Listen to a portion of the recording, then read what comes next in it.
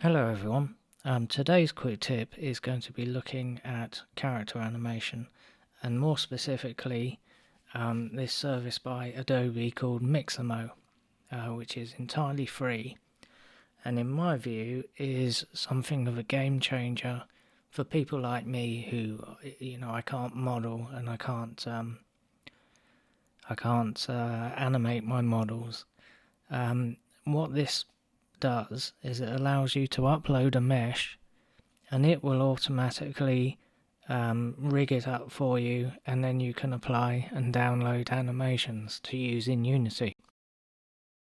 So let me demonstrate that. I don't have a model, so I'm just going to use one of their ones. You can actually choose lots of different characters here, but I'll just stick with this default one. And then if you look here, you can browse through all of the different types of animations they've got. They've got some funky ones, and they've got standard ones. I'm not going to do the catwalk turn. I'm not sure who it doesn't matter. Anyway, so let's search for a standard walk.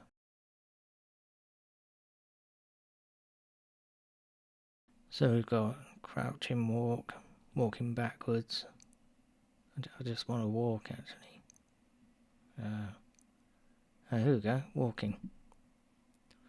So if we click on that, and you see the model starts doing that animation. So I'm just going to tick in place here, and there you go, so it'll walk in place.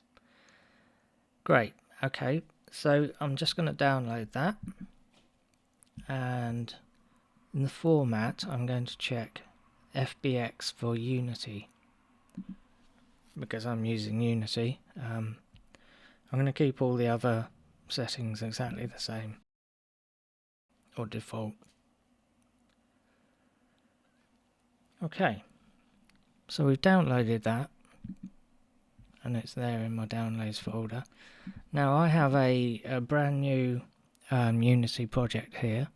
There's nothing special about it, I just created it, and I'm gonna drag that into Unity, and it will import it, and you'll see, so Unity has now imported that, and if you expand this you'll see that there's all kinds of things there, materials and what have you. Now if we drag this, or actually I better create something so you can see this. Let's just do a plane. I'm using my touchpad here, so that's not the easiest thing in the world. Anyway, so there we go, we've got that. So let's just add her in there. And oh Jesus. So there she is. Okay, so if we play now, you'll see she's not moving, and also the camera is not facing the right way, or she isn't facing the right way. So let's change that. Let's rotate her. So on the Y, let's just do 180. There we go. And I think we want to bring the camera a bit closer. Okay, let me just play that to make sure everything looks good. And yeah, that's fine. Right, but you'll see she wasn't walking. Okay, so there's just something we need to do in Unity. We need to create let's add an animation thing, controller.